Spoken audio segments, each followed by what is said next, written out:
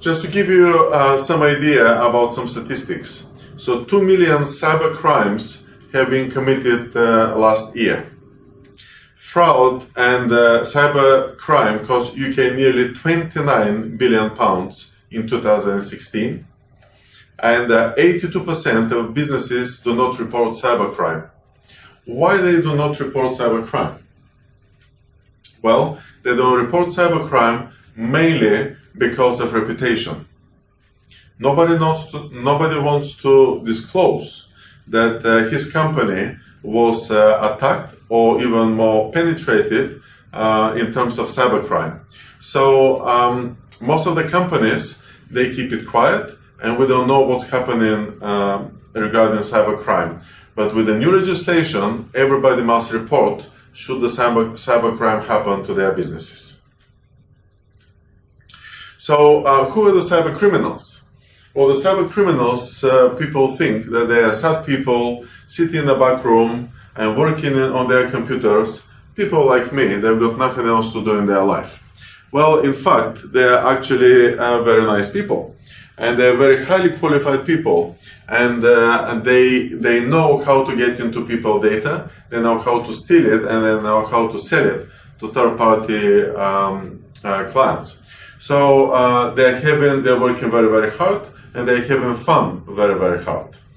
So I've taken a couple of months ago a screenshot from my computer just to find out how much does it cost to buy the services of a for cybercrime. And this is what I came to.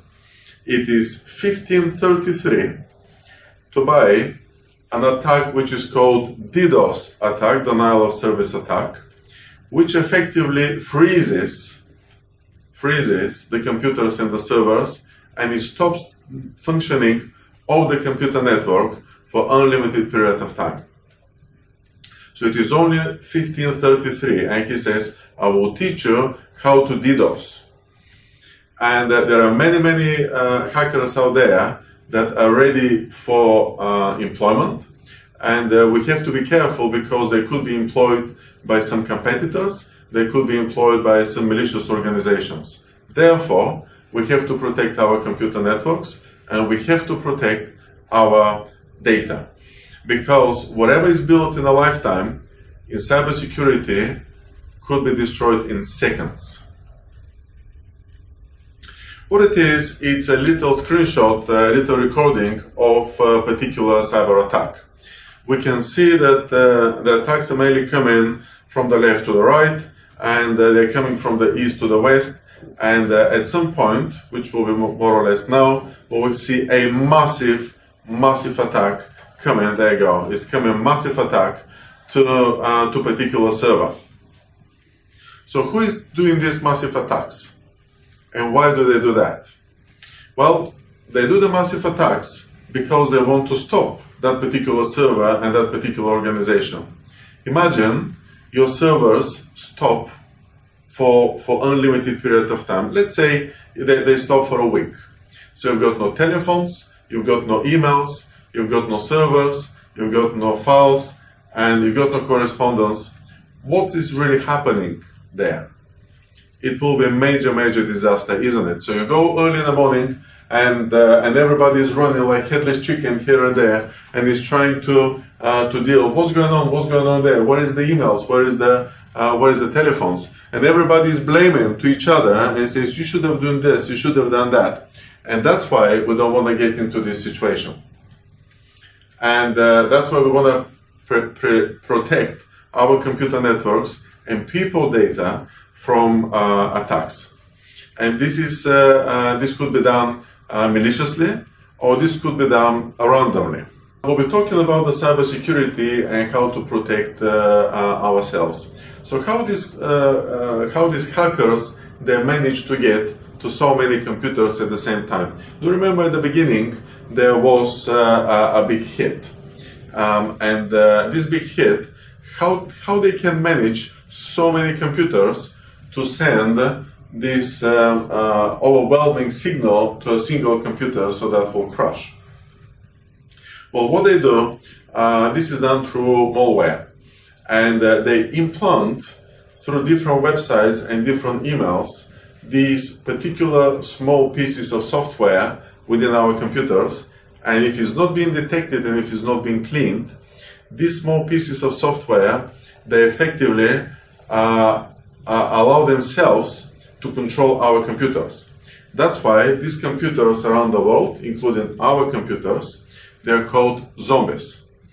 And the hacker implants these small pieces of software within the small computers, and then at a particular day and time, whenever he wishes, he presses the button and he can control all of these computers to fight for his cause.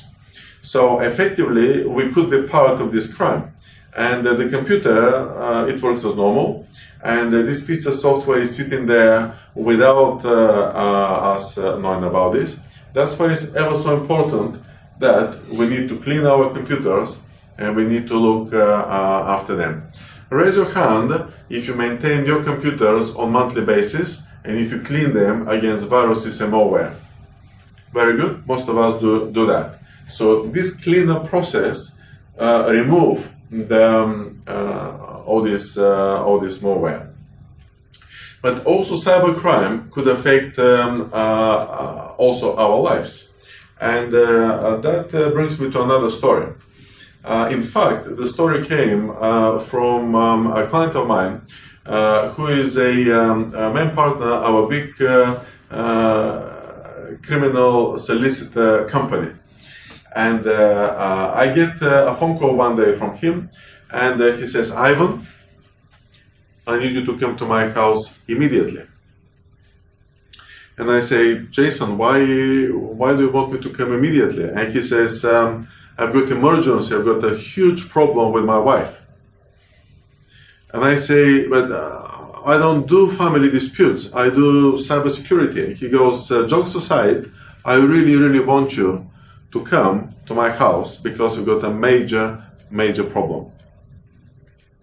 So I quickly went there, and when I walked in the house, I saw that there is some kind of a problem because she was sitting on the sofa, and her relatives were comforting her, and she was going mad. She was going really mad. She was so angry, and when she saw me, she went, "Ivan, you must solve this now, otherwise I'll kill you."